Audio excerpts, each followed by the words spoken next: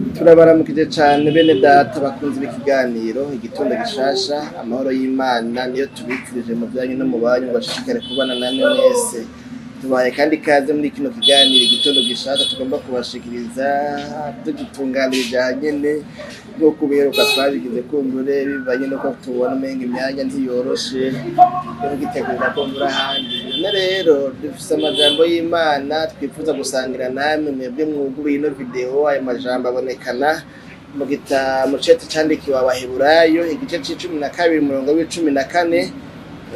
Wonyine niwo dusoma indanzi y'amajambo ivuga ngo impanuro yo kutava ku buntu bw'Imana mukurikire kugiranira amahoro n'abantu bose n'ukwezwa kuko utejejwe atazoraba umwami Imana yacu nihimbazwe. Nano majambo nipfuje gusangira namwe muri no mwanya mutoya atari umwanya munini tuza kumara aho tubona mu majambo ashika kuri abiri avuga ngo mukurikire irya mbere kugiranira amahoro n'abantu bose, hama irya kabiri ngo hamwe n'ukwezwa, hama irya gatatu nagire rivuga impamvu dukwiye gukora ivyo bintu bibiri, impamvu dukwiye gukurikirana kugiranira amahoro n'abantu bose tugakurikirana cyangwa se tukarondera ukwezwa. Iyo mpamvu ni kubera ko ngo utejejwe atazoraba umwami, atazobona Imana, atazoja mu ijuru, Imana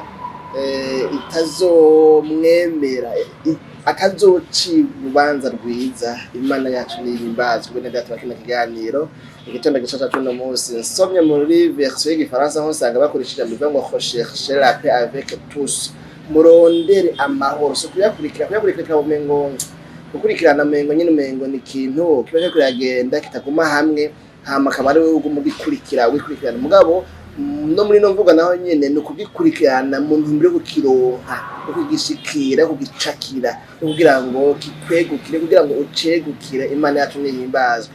Rero dukoresheje ijambo ryo mu gifaransa rivuga ngo muharanire, murondere kugiranira amahoro n'abantu bose hamwe n'ukwezwa. Mu mubano aho tubana n'abandi muri societe harabaho byinshi byerekana umubano mwiza canke mubi hagati y'abantu n'abandi. Bigashoboka yuko umuntu muri societe mu kibano abanyemwe n'abandi, uyo muntu usanga bamuzi nabi kubera inyifato ziwe, kubera ingeso ziwe, kubera ikibi akora, kubera ububegito bwiwe, kubera ubukozi bw'ikibi bwiwe, kubera imvugo mbi ziwe, kubera ko avuga nabi. Abana mbere baharagereka bakavuga ngo naka ngo avuga nabi gusumba igihuna. Uravyumva? Ugasanga umuntu kubera ko avuga nabi aratukana, avuga ngo bya bitutsi by'abungere, ugasanga nyene uyo muntu abanye nabi n'abandi, arashwana n'intunkome, ntagomba ko bakora ku kintu ciwe, ntagomba ambakano kose kabaye induru ngizo ziravuze, agiye kwibombo, agiye kuvoma amazi, ugasanga ku murongo imisi yose wewe yari kwibombo. Uyo muntu usanga ari induru, usanga ari urwamo, usanga ari ibyago, usanga ari ingorane. Uyo muntu ugasanga nashoboka, abandi bavuze ngo ni enshoboka, ugasanga n'umuntu adashoboka, akumva nyene w'ikigonde. Naho bavuga rero ngo ubugaba bw'umugabo nibwo buryo bwiwe, ugasanga uyo muntu wiwe mu by'ukuri umubano wiwe ntushoboka nubaho. Bibiliya mugabo itubwira ngo mukurikire kugiriranira amahoro n'abantu bose. Mwene majambo kandi twamye ko ijambo ry'igifaransa ryo bakoresha bavuga ngo murondere muharanire kugiriranira amahoro n'abantu bose, hanyuma kandi ngo hamwe n'ukwezwa kuko utejejwe atazoraba umwami. Bene data bakunzi bakino kiganiro igitondo gishasha tuno munsi ntitumara umwanya muremure, ntituvuga menshi, ariko mugabo kandi ijambo ryamaze kumvikana. Ni ijambo ryo kurondera cyane, ni ijambo ryo guharanira kugiranira amahoro n'abantu bose. Bivuze ngo abantu bose ni ukuvuga si abiwanyu gusa, sabo kumburengira ngo musangiye ubwoko, kuko n'ivyo ubwoko navyo birabaho, sabo musangiye intara, sabo muvukano gusa, ariko bivuga ngo abantu bose uhawe kubana nabo aho ugeze hose, ku kazi, kw'ishure, ku rusengero, muri korale, mwibarabara, muri bisi. Hari umuntu usanga yicaranye n'abantu ugasanga ni ikibazo, ugasanga ahantu hose ageze arangwa n'induru, arangwa n'imidurumbano, usanga umuntu adurumbanya ibintu ugasanga ni umuntu by'ukuri ntashoboka, kandi ugasanga yitwa umukizwa, ugasanga yitwa umuririmbyi.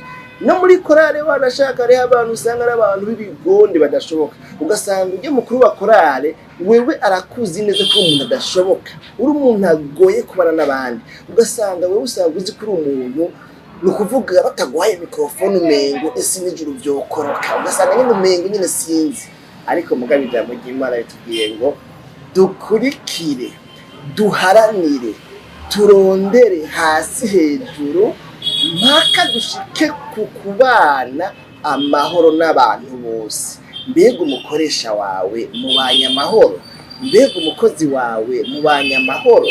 Ubwo by'ukuri mubabanye cyangwa rero mu muryango hariya mu nzu, abana bawe, umugore wawe wewe wubatse, umugabo wawe wubatse, mubanye amahoro? Bimeze gute? Ubwo ntihariho amajambo, ntihariho imvugo, ntihariho ibyo mupfa, mugabo ugasanga ibyo bintu mupfa mubipfa kubera ko nawe bigiramwo uruhare, ugasanga wewe ni wewe mubi. Ijambo ry'Imana riduhanuye ngo duharanire kugiriranira amahoro n'abantu bose. Urumva, ku ruhande rwawe ugerageze wumve yuko ata kintu na kimwe gikwiye guhungabanya umubano mwiza hagati yawe n'abagenzi bawe. Aho rero uzobitoye, hanyuma ushishikare kwezwa, niho uzobona Imana, niho uzoja mu ijuru, niho Imana ikunezererwa, niho Imana ikwishimira.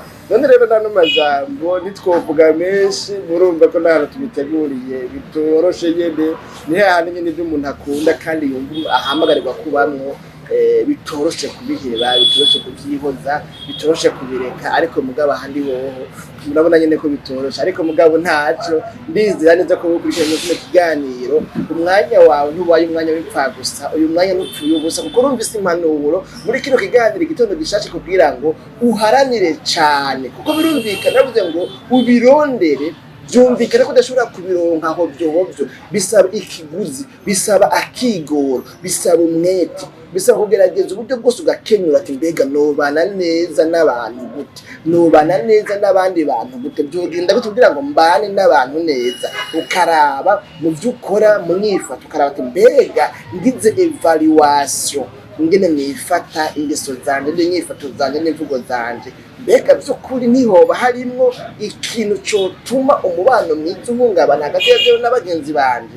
Mbega by'ukuri rero nta kintu kimva ko kinkomoka ko coba cohava gituma ntabana amahoro n'abandi? Bisaba ko umuntu rero aza yiyevaliwa, akisubiramwo, akisuzuma, akaraba yuko abanye amahoro n'abandi bose. Aho rero ubu bitoye bitagenze gutyo, nawe uza gusanga nyene waramaze kuba novuga ngo umuntu yenshoboka umuntu adashoboka, nuko ariko mugabo ijambo ry'Imana rigomba yuko umuntu adashoboka kwe ko umuntu ashoboka. Bajya musengana, bajya muririmbana, bajya mu bana, bajya mwigwana, bajya mu ngana, bajya mwigana, bajya mwigwana mu kazi.